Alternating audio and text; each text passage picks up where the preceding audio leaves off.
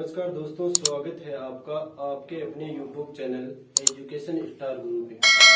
तो दोस्तों, जैसा कि हम पढ़ रहे थे आपकी प्रश्नावली 1.1 और जो हमने पूरी कर ली थी 1.1 के जो भी प्रश्न थे हमने पूरे कर लिए थे। तो आज हम पढ़ेंगे आपकी प्रश्नावली 1.2। प्रश्नावली 1.2 प्रश्नावली 1.2। तो दोस्तों, ये प्रश्नावली समझने से पहले मैं आपको एक बात बता देता हूँ कि इससे पहले वाले जो वीडियो है ना वो सब देखना है आपको, तभी ये प्रश्नावली समझ में आएंगी। क्योंकि जैसे पार्ट 1 बनाया था उसमें सभी संख्याओं के बारे में बताया था, तो वो संख्याएं अब यहाँ पे आपको आएंगी कि भाई कितनी, ये कौन सी संख्या है, ये कौन सी है, वो सब संख्या आपको आनी चाहिए। तो पीछे वाला वीडियो जरूर देखें। तो दोस्तों, जैसा कि 1.1 हल कर लिया था क्योंकि और अब करना है 1.2 के प्रश्न हल करना है। और देखो 2 का क्वेश्चन नंबर 1 है। क्वेश्चन नंबर 1 है निम्नलिखित संख्याओं को अभाज्य गुणनखंड। प्रश्न लिख देता हूं, निम्नलिखित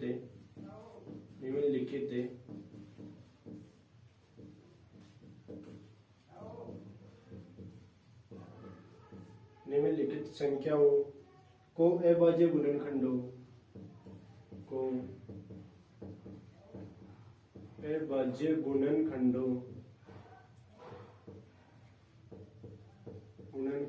अभाज्य गुणनखंडों के गुणनफल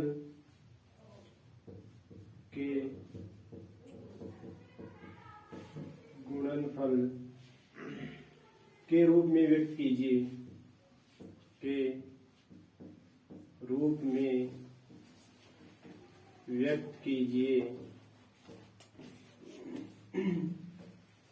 देखो संख्या दे रखी है, निम्नलिखित संख्याओं को अभाज्य गुणनखंडों के गुणनखंड के रूप में व्यक्त करना है। तो देखो संख्या दे रखी है, इसमें भी 3-4 प्रश्न है।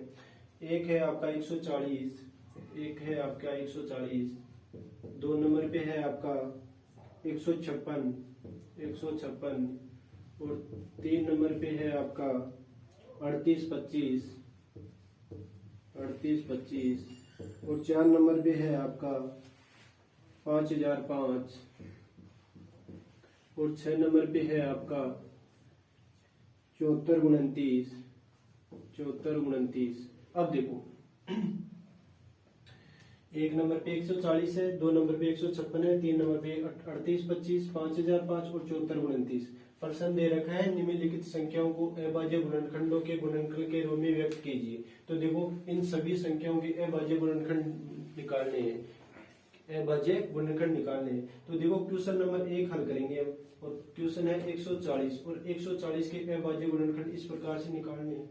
ठीक है, और अब देखो इधर उसी संख्या का भाग लगता है जो अभाज्य संख्या हो। और अभाज्य संख्या के बारे में मैंने पहले ही बता दिया कि ऐसी संख्या जिसमें केवल खुद का ही भाग जाए अभाज्य संख्या कहलाती है, और भाज्य और अभाज्य में एक को शामिल नहीं किया जाता है। तो ऐसी संख्या जिनमें खुद का ही भाग जाता है वो होती है आपकी अभाज्य संख्या, बल्कि अभाज्य और भाज्य में एक को शामिल नहीं किया जाता है। तो देखो अभाज्य संख्या का सबसे छोटी अभाज्य संख्या 2 होती है, फिर 3, फिर 5, फिर 7, फिर 11, फिर 13, फिर 17, फिर 19, ऐसे ऐसे चलती रहती है। तो देखो इन्हीं अभाज्य संख्याओं का यहाँ पे क्या देना है, भाग देना है।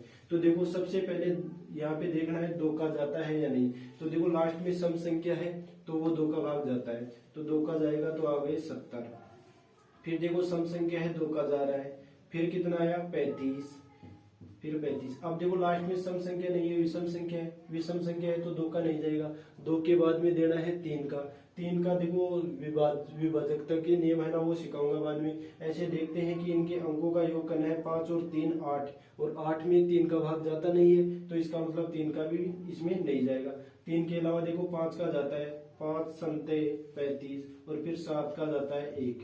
तो ये देखो आपके अभाज्य गुणनखंड है, और इसको लिखना है इस प्रकार से 140 बराबर 2 गुणा 2 गुणा 5 गुणा 7। अब देखो नीचे 2 बार है तो 2 की घात 2 गुणा 5 गुणा 7। ये हो गया आपका क्वेश्चन नंबर 1 का 1 नंबर का। 140 का अभाज्य गुणनखंड इस प्रकार से करने हैं, ये यहाँ तक इस प्रकार से लिखना है। ठीक है, आगे इसी प्रकार से 2 नंबर का है 156। देखो 156 में देखना है, अभी सबसे पहले लास्ट में देखो सम संख्या है या विषम। सम संख्या है तो देखो सबसे पहले 2 का जाएगा, 2 का जाएगा 2 संते 14 1 और 2 अंटे 16 78 आ गई क्या? देख लो आप 78 को 2 से गुना करके 8 दूनी 16 1 7 दूनी 14 1 15 156 78 आ गई। फिर देखो लास्ट में सम संख्या है तो 2 का दे दो, तो देखो 2 का जा रहा है 2 3 6 और फिर 1 बच गया 18 2 नाम 18 गुण 40। अब देखो 2 का नहीं जा रहा है 3 का देखना है। अब गुण 40 आ गया, गुण 40 में 2 का नहीं जा रहा, देखो लास्ट में विषम संख्या है 3 का देने के लिए आप अंकों का योग करा 9 और 3, देखो 9 और 3 12, 12 में 3 का जाता है तो 3 का दे दो 13 3 गुण 40, यहाँ पे आ गए आपके 13 और 13 में देखो 13 अभाज्य संख्या है 13 में 13 का ही जाएगा, 13 में 13 का ही जाएगा तो लिख दो आप 156 बराबर है 2 गुणा 3 गुणा 13। अब देखो यहाँ पे 2 2 बार है तो 2 की घात 2 गुणा 3 गुणा 13 अभाज्य गुणनखंड के रूप में व्यक्त कर दिया। ये है आपका क्वेश्चन नंबर 1 का 2 नंबर पे। अब देखो 3 देखो 3 है 38 25 अभाज्य गुणनखंड से हल करना है, वही विधि है, देखो वही विधि है, देख लो आप यहाँ पे ये 13 हो गए। सबसे पहले देखो लास्ट में सम संख्या है या नहीं, तो सम संख्या नहीं है तो देखो 2 का तो जाएगा नहीं, 2 के बाद में 3 का देखना है 3 का जाता है या नहीं, तो देखो अंकों का योग करके देख लेना 8 और 2 10 5 15 3 18 और 18 में 3 का भाग जरूर जाता है, 3 का जाता है तो देखो दे दो, 3 का दोगे तो देखो 3 3 एकम 3 3 दूनी 6 1 1275। फिर देखो लास्ट में अब देखो वापस 3 से 2 पर नहीं आ सकते, अब फिर 3 का देकर देख लो जाता है तो 2 और 1 3 3 और 5 8 और 8 और 7 7 7 14 15 और 15 में 3 का जाता है, 15 में भी 3 का जाता है तो देखो यहाँ पे 3 का दिया तो देखो 400 3 चौक 12 और 3 एकम 3 दूनी 6 5 425 आ गई। अब देखो 425 में देखना है लास्ट वापस से 3 का 5 और 2 7 और 7 और 4 11 11 में 3 का जाता नहीं है तो देखो फिर 5 का देखना है, लास्ट में 5 है, सम 0 और 5 लास्ट में आए तो 5 का भाग चला जाता है तो देखो 5 अंटे 40 8 और बच गए 2 5 25 85 बार गया। फिर देखो 5 का देना है 5 एकम 5 1 और यहाँ पे 3 बच गए 3 5 35 17 और फिर 17 एक है भाज्य संख्या 17 में 17 का दोगे तो 1 आ गया तो देखो लिखना है 38 25 बराबर इसको गुणा करना है 3 into 3 into 5 into 5 3 into 3 into 5 into 5 into last में है आपका 17। अब देखो हल करना है तो 3 2 बार है तो 3 की घात 2 गुणा 5 2 बार है तो 5 की घात 2 इंटू 17 1 बार है तो 17। ये हो गया आपका 3 नंबर पे। आगे देखो इसी में कर देता हूँ 4 नंबर। आगे देखो 5005 इसमें देना है भाग। एक सेकंड में थोड़ी शायद डाल देता हूँ, एक सेकंड के लिए थोड़ा फीका हो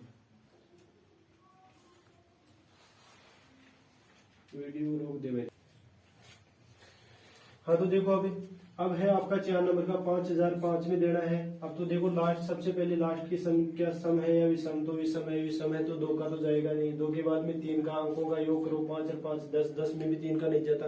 3 के बाद में 5 का देख लो और 5 का जरूर जाता है तो 5 का जरूर जाता है तो 5 का दोगे तो 1 0 1 1001 आ गया।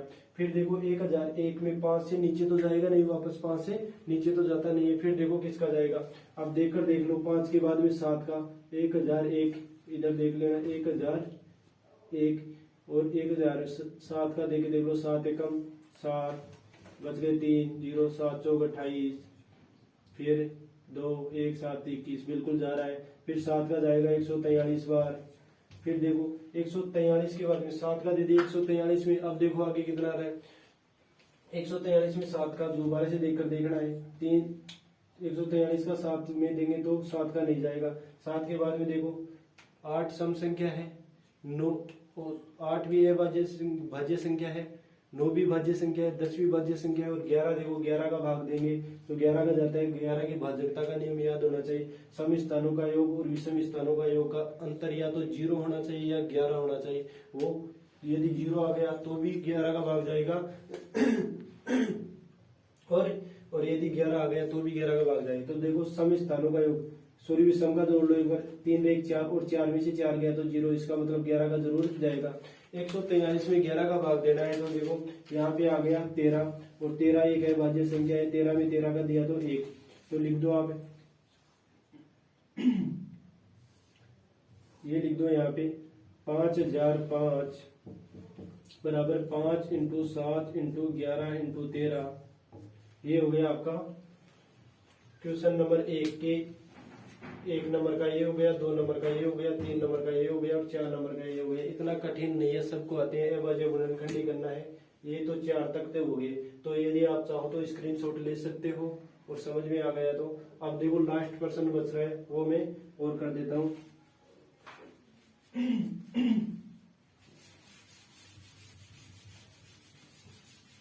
घड़ी में पता नहीं क्या हो गया।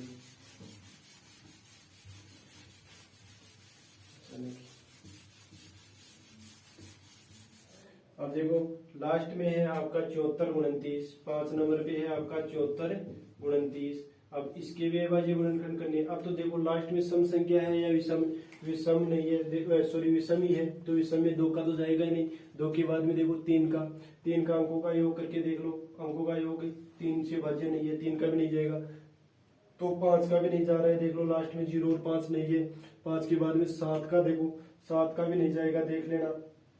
7 की भाजकता का नियम अलग से बताऊंगे मैं, भाजकता का नियम की भाई मैं इतनी जल्दी क्यों कर रहा हूँ, भाजकता का नियम एक बार बता ही देता हूँ। जैसे ये हो गया 74 29, 74 29, इसका जो इकाई अंक है ना, इसका दुगुना करो तो दुगुना हो गया 18, और शेष बची संख्या ये है 742। 742 में से 18 निकाल दो, 12 12 में से 8 गए तो 4, और फिर देखो इधर दे दी 3, 3 में से गए तो 2, और फिर यहाँ पे 724 में यदि 7 का भाग जाएगा और 7 का भाग इसमें नहीं जाएगा तो इस पूरी संख्या में 7 का भाग नहीं जाता। ये है 7 की भाजकता का नियम। 7 के बाद में देखो 11 का भी देखो सम स्थानों का योग, विषम स्थानों का योग करो और सम स्थानों का योग करो, उनका अंतर यदि 0 और 11 आता है तो इसमें 11 का जाएगा, अन्यथा नहीं जाएगा, तो ये भी नहीं जा रहा है। 13 का भी नहीं जाता है, 15 का भी नहीं जाता है, सॉरी 15 तो अभाज्य संख्या है। फिर देखो 17 का जाएगा, 17 का किसका जाएगा, 17 का। अब 17 का भाग 2 अब इसमें तो 437 आएगा, 437 के बाद में इसमें 19 का देना है आपको, देखकर देख लेना आप। 17 के बाद में इसमें 17 का दोबारा से नहीं जाता तो 19 का भाग देना है। 19 का भाग दोगे ना तो आप इसमें आएगा 2 3 23, और फिर देखो 23 एक अभाज्य संख्या है। अभाज्य संख्या वो संख्या होती है जिसमें खुद का ही भाग जाता है, तो ये हो गया आपका 74 29 बराबर 17 इंटू 19 इंटू 23। तो इसी के साथ आपका क्वेश्चन नंबर 1 कंप्लीट हो जाता है। देखो अब देखो क्वेश्चन नंबर 1 में 4 प्रश्न थे, चारों हमने हल कर लिए। एक ही तरीका है अभाज्य गुणनखंड करने का, वो मैंने बता दिया है। संख्या उन्हीं संख्याओं का भाग देना है जो अभाज्य संख्या हो। अभाज्य संख्या उसे कहते हैं जिसमें केवल मतलब जिसमें केवल खुद का ही भाग जाए, अन्य किसी संख्या का भाग नहीं जाए, वो होती है आपकी अभाज्य संख्या। और अभाज्य और भाज्य संख्या में एक को कभी शामिल नहीं किया जाता है, ये बात याद रहनी चाहिए। अर्थात जो भाग देंगे ना वो हमेशा अभाज्य संख्या का ही लगता है। इसी के साथ ये आपका क्वेश्चन नंबर 1 कंप्लीट हो गया है। अब मैं बताऊंगा आपका क्वेश्चन नंबर 2। तो 2 बताऊं तो दोस्तों ये है आपका क्वेश्चन नंबर 2। अब देखो क्वेश्चन नंबर 2 में बोल रखा है कि पूर्णांकों के निम्नलिखित युग्मों के HCF और LCM ज्ञात कीजिए। HCF और LCM ज्ञात कीजिए तथा इसकी जांच कीजिए कि दो संख्याओं का गुणनफल बराबर HCF गुणा LCM है। देखो क्वेश्चन ये क्या बोल रहा है, सबसे पहले देखना क्वेश्चन ये बोल रहा है कि जो दोनों संख्याएं दे रखी है ना, ये 26 और 91, देखो तीन प्रश्न है क्वेश्चन नंबर 2 में।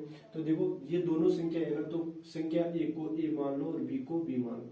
ये प्रश्न ये बोल रहा है कि दोनों संख्याओं का गुणनफल, दोनों संख्याओं का गुणनफल और इन दोनों संख्याओं के HCF और LCM के गुणनफल के बराबर होनी चाहिए। ये प्रश्न ये बोल रहा है कि दोनों संख्याओं का गुणनफल की आ दोनों संख्या जोड़ा, आ दोनों संख्या ने जोड़ा। क्यों मारवाड़ी में ज्यादा समझ में आओ थोड़ा बता दूं, और यदि मारवाड़ी में चौखो न लगे तो अगला वीडियो में बोल दीजिए कि भाई मारवाड़ी नहीं हिंदी में पढ़ाओ, ठीक है, तो हिंदी में पढ़ा दें। तो काय करना है, देख जो 26 और 91 ने दोनों ने आपस में गुणा करना है, 26 और 91 ने दोनों ने आपस में गुणा करना है, और गुणा करे बाद में जो मान आवे, जो एचसीएफ और एलसीएम का मान हम दोनों में गुणा करना देना, काय आना चाहिए हमेशा बराबर आना चाहिए, काय आना चाहिए बराबर। तो देखो अपन एक तो दोनों संख्या को गुणनफल चाहिए, दोनों संख्या को गुणनफल चाहिए, एक एचसीएफ निकालना है, एक एलसीएम निकालना है, एक एचसीएफ निकालना है और एक एलसीएम निकालना, और एचसीएफ और एलसीएम अभाज्य गुणनखंड विधि से निकाल सकते हो, बिल्कुल सही बात है। तो देखो एक बार ये क्वेश्चन नंबर 1 हल करेंगे, क्वेश्चन नंबर 1 ये है ना 26 और 91 वाला, 26 और 91 वाला, ठीक है। अब देखना ध्यान से समझना, सबसे पहले तो हम एचसीएफ और एलसीएम निकालेंगे। तो देखो 26 के अभाज्य गुणनखंड कर लो और 91 के अभाज्य गुणनखंड कर लो। तो देखो सबसे पहले लास्ट में सम संख्या है 2 का ज़रा है 13, और 13 एक अभाज्य संख्या है, अभाज्य में अभाज्य का अभाज्य संख्या वे संख्या होती है जिसमें केवल खुद का ही भाग जाता है, तो 13 में 13 का जाएगा 1, ठीक है। इसी प्रकार देखो ये है 91, 91 में देखो सबसे पहले 2 का जाता है, क्या लास्ट में सम है या विषम, विषम है तो 2 का नहीं जाएगा। फिर देखो 3 का भाजकता का नियम ये कहता है कि यदि अंकों के योग में 3 का भाग जाए तो इस पूरी संख्या में भाग जाएगा, अन्यथा नहीं। तो अंकों का योग करो, 9 और 1 10, 9 और 1 10, और 10 में 3 को भाग बन जाए, न जाए न जाए क्या करो, इनमें 3 को पूरी में भी बन जाए, 3 को ले जाए तो देखो 3 के बाद में 5, 5 को यदि लास्ट में 0 और 5 में जना 5 को जाए तो इनमें भी 5 को हो जाए, 5 के बाद में कहीं है 7, तो देखो 7 को देखो ये 91, 91 और 91 में 7 का दो, 7 एकम 7 बच गए 2 और 1 7 14 7 3 21, ये गया पूरा पूरा 13 बार। तो देखो 7 का भाग दो कितनी बार गया 13 बार, और 13 एक है भाज्य संख्या, 13 को 13 का देंगे 13 में तो 1 आ गया। तो देखो हम 26 को शुद्ध तो ऐसे लिख सकते हैं 2 गुणा 13, और 91 ने ये लिख सका था 7 गुणा 13, बिल्कुल सही बात है ना। अब देखो अगर एक तो निकालना जो एचसीएफ अर्थात में से, और एक निकालना है एलसीएम अर्थात लेस है। अब देखो एचसीएफ को मतलब तो कहीं है कि दोनों संख्या में कॉमन वैल्यू भाई एचसीएफ बोली। अब देखो दोनों में कॉमन कहीं है 13 है, तो एचसीएफ तो कहीं वो 13। अब देखो एलसीएम जो कॉमन है ना बिन तो लेनो है एक बार, ठीक है। ये मान लीजिए जो इम भी कॉमन है, इम तो 13 लिख दिया, और बाकी बच्चे डी संख्या नहीं लेना चाहिए। तो देखो बाकी बची कितनी 2 और इम बच की 7, तो लिख दो 2 गुणा 7 और गुणा जो कॉमन आ रही है वो भी लिख दो एक बार, ये लो 13। ये हो गया आपका, ये तो हो गया आपका में से, और ये हो गया आपका लेस से। अब देखो लेस से गुणा करो, 7 दूनी 14, और 14 ने 13 से कर देख लो, 14 ने 13 से गुणा करो, 3 चौक 3 एकम 3 3 6 3 3 3 चौक 12, 12 को 2 हासिल 1, 3 एकम 3 रेख 4, या ऐसे कर लो 14 3 42 इंटू 14 एकम 14 2 4 4 8 और 1 82, तो ये हो गया आपका 182, अर्थात एलसीएम तो आ गया आपका 182 और एचसीएफ आ गया आपका 13। अब देखो प्रश्न बोल रहा है कि दोनों संख्याओं का गुणनफल, तो लिख लेना यहाँ पे माना दोनों माना संख्या ए तथा बी है, ए तथा बी है, तो ए तथा बी है। अब प्रश्न बोल रहा है कि दोनों संख्याओं का गुणनफल बराबर है एचसीएफ गुणा एलसीएम के, एचसीएफ गुणा एलसीएम के। देखो दोनों संख्या गुणन, पहली संख्या कौन सी है 26 इंटू दूसरी संख्या कितनी है 91 बराबर एचसीएफ कितना है आपका 13 इंटू एलसीएम कितना है आपका 182। अब देखो ये बराबर है तो प्रश्न सही है, अन्यथा नहीं है। तो देखो 26 को 91 से गुणा कर लो, इधर कर लो, ये लो आपका 26 और ये लो आपका 91, तो गुणा करो। देखो ये हो गया आपका 26 इंटू 9 छिगे 54 4 5 9 दूनी 18, 18 और 5 एक सेकंड रुको, कुछ गलती तो नहीं होगी ना, कुछ गलती तो नहीं होगी, एक सेकंड रुकना भाई।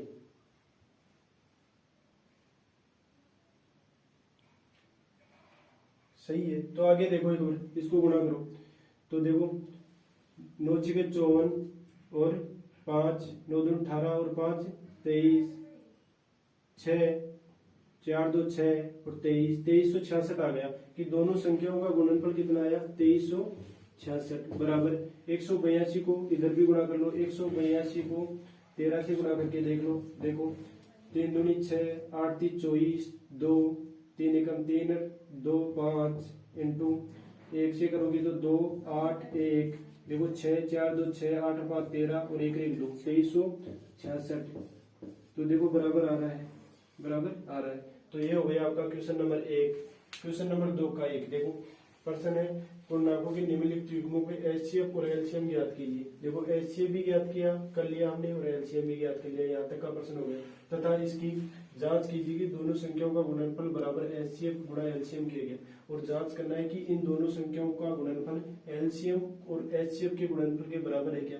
तो देखो दोनों का एचसीएफ भी निकाल लिया और एलसीएम भी निकाल लिया, और दोनों संख्याओं का गुणनफल करके एच बराबर करना है एचसीएफ और एलसीएम के। देखो लास्ट में बराबर आ रहा है 2366। तो यही था आपका क्वेश्चन नंबर 2 का 1 नंबर। अब करेंगे हम क्वेश्चन नंबर 2।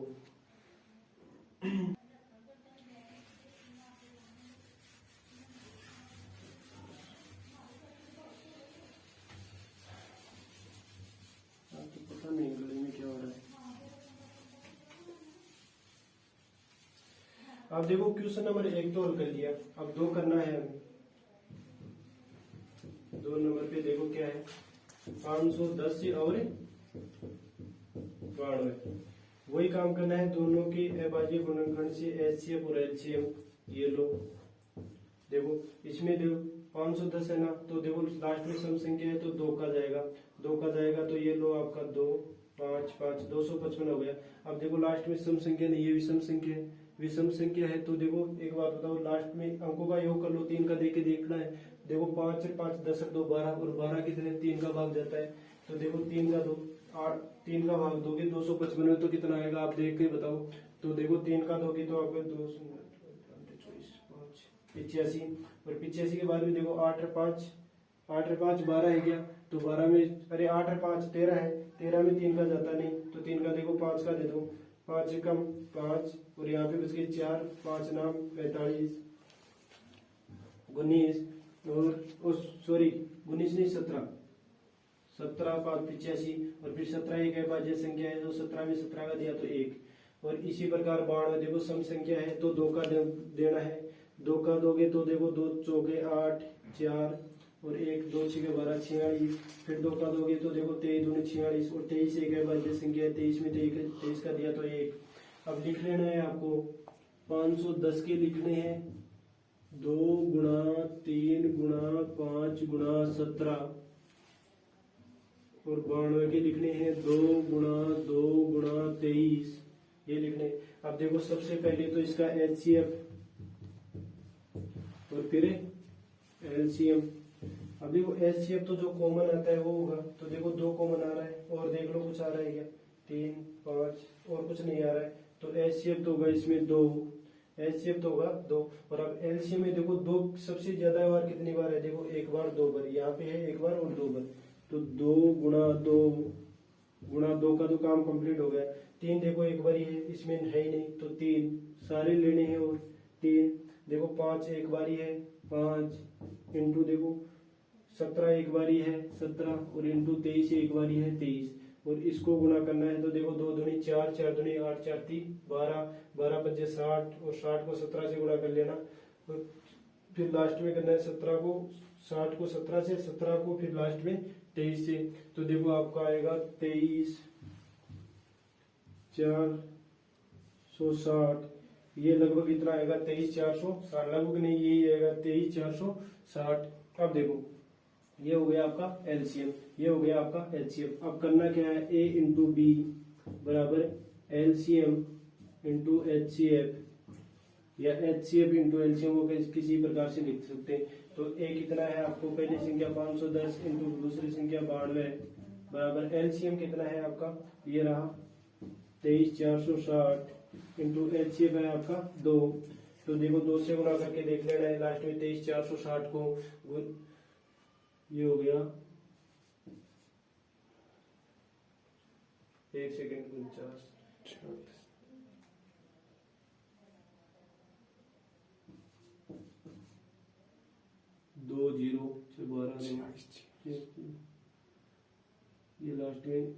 देखो 2 जीरो, 6 दूनी 12 को 2 80 लेके 4 दूनी 8 एक 9, 4 दूनी 8 एक 9 और 3 दूनी 6 एक 7, एक गुणा करके देख लो 23 460 को 2 से गुणा करके देख लो 0, 6 दूनी 12 को 2 80 लेके 4 दूनी 8 एक 9 और 3 दूनी 6 और 2 दूनी 4, ये आएगा आपका 46920। और इसी प्रकार से 510 को 92 से गुणा करके देख लो, 510 को 92 से गुणा करोगे तो 0 2 और 10 इंटू 0 9 और 9 पंजे 45, 0 2 9 6 46 920, 46 920। तो देखो लास्ट में देख लेना दोनों का मान बराबर आ रहा है, दोनों संख्याओं का गुणनफल 46920 आ रहा है और एलसीएम और एचसीएफ का गुणनफल भी 46920 ही आ रहा है। तो देखो दोबारा से देख लो 510 और 92, 510 और 92 को काय निकालना है अपने एचसीएफ और एलसीएम। तो देखो अभाज्य गुणनखंड विधि द्वारा वो तो निकाल लिया था एचसीएफ और वो निकाल लिया था एलसीएम और आ दो जन एचसीएफ और एलसीएम ने गुणा कर देना अपना गना कतो आयो गुण 46920 और आ दोनों संख्या ने गुणा कर देना भी आएगा अपना 46920। और ये था क्वेश्चन नंबर 2 का 2 नंबर। ठीक है, ये हो गया आपका और आप स्क्रीनशॉट ले सकते हो यदि ले हो तो। अब देखो करना है 3 नंबर पे, अब करना है 3 नंबर, मैं साफ कर देता हूँ।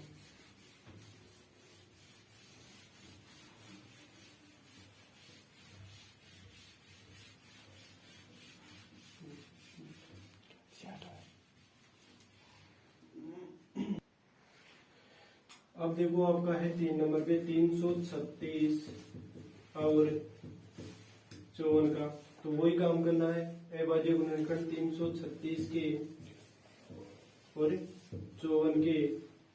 तो देखो लास्ट में सम संख्या है तो 2 का दे दो, 2 एकम 2 1 12 2 6 13 तो 168, ये हो गया आपका 168। किसका देने पे 2 का, लास्ट में फिर से 2 का वो है तो फिर से 2 का दे दो, 2 2 2 अंटे 16 और 2 चौगे 8 84, फिर 2 का दे दो, देखो 2 चौगे 8 और 2 दूनी 4 42, फिर 2 का दे दो 21, फिर देखो 2 का नहीं जा रहा है तो 2 1 3 3 में 3 का जाता है तो देख लो 21 30 21 और 7 एक अभाज्य संख्या 7 में 7 का गया तो 1।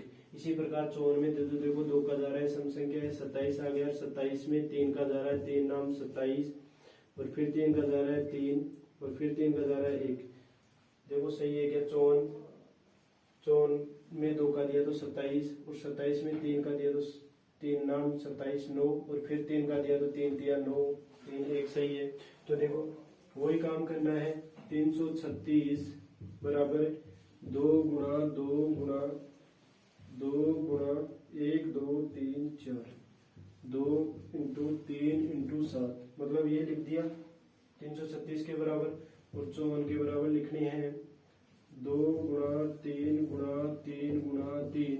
अब सबसे पहले एचसीएफ और एचसीएफ वही आता है जो कॉमन, तो देखो कॉमन एक तो 2 आ रहा है और एक देखो 3 भी आ रहा है और कुछ नहीं आ रहा है तो 2 गुणा 3 बराबर 6। एचसीएफ तो हो गया आपका 6 और एलसीएम देखो, एलसीएम जो कॉमन आया ना वो तो लिख लो पहले एक बार 2 गुणा 3 गुणा, अब जो बचा है अब एक बात ध्यान रखना, ये सॉरी यहाँ पे देखना है पहले 2 लिखोगे तो 2 ये देखना है सबसे ज्यादा बार किसमें है तो ऊपर है ज्यादा बार, देखो 1 बार 2 बार 3 बार 4 बार, तो 4 में 2 4 बार देखो 2 2 3 और 4 गुणा 2 का काम हो गया। 3 देखो ज्यादा बार किसमें 1 2 3 तो 1 2 3 बार 3 इंटू 7 एक बार है, तो देखो ये हो गया आपको गुणा करना है 2 दूनी 4 4 दूनी 8 8 दूनी 16 16 दूनी 32 16 3 48 48 को 3 से गुणा करना है, 48 को 3 से गुणा 38 24 4 3 12 14 15 16, फिर जो मतलब इसको आपस में गुणा करेंगे ना तो आएगा आपका एलसीएम आएगा आपका 30 24, इसको गुणा करेंगे ना इसको इससे फिर इसको इससे फिर इसको इससे तो ये आएगा 30 24 30 24, ये गुणा करने को 2 दूनी 4 4 16 16 29, ये आ गया आपका एलसीएम 3024। अब देखो प्रश्न में पूछा है पहली संख्या इंटू दूसरी संख्या बराबर एचसीएफ इंटू एलसीएम तो देखो पहली संख्या है आपकी 336 इंटू दूसरी संख्या है 54 बराबर एचसीएफ है आपका 6 और एलसीएम है आपका 3024। तो देखो इनको आपस में गुणा कर लो, इनको आपस में गुणा कर लो।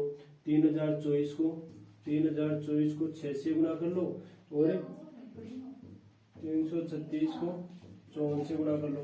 देखो 3024 को 6 से गुणा कर लो और इसको इससे गुणा कर लो, तो आपका आ जाएगा ये 18144।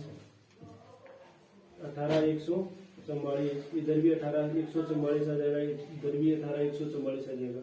अब देखो दोबारा से समझो, पूर्णांकों के निम्नलिखित युग्मों में एचसीएफ और एलसीएम ज्ञात करना है। एचसीएफ और एलसीएम हम अविभाज्य गुणनखंड विधि से हल करेंगे और फिर देखो दोनों संख्याओं का गुणनफल करना है और उन एचसीएफ और एलसीएम का गुणनफल करना है, दोनों को बराबर लिखना है कि बराबर आ रहे हैं या नहीं।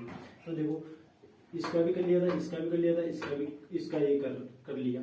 तो देखो बात एक ही है, चाहे ये करो चाहे ये करो ये करो, ये दोबारा से समझ लो एक बार। 336 और 54, तो देखो 336 के अविभाज्य गुणनखंड कर लिए और 54 के अविभाज्य गुणनखंड कर लिए। देखो इधर जो संख्या है ना, हम जिसका भाग दे रहे हैं वो सारी अविभाज्य संख्याएं होती है और अविभाज्य संख्या फिर से बता देता हूँ, वे संख्या होती है जिनमें केवल खुद का ही भाग जाए, अन्य किसी संख्या का भाग नहीं जाता है।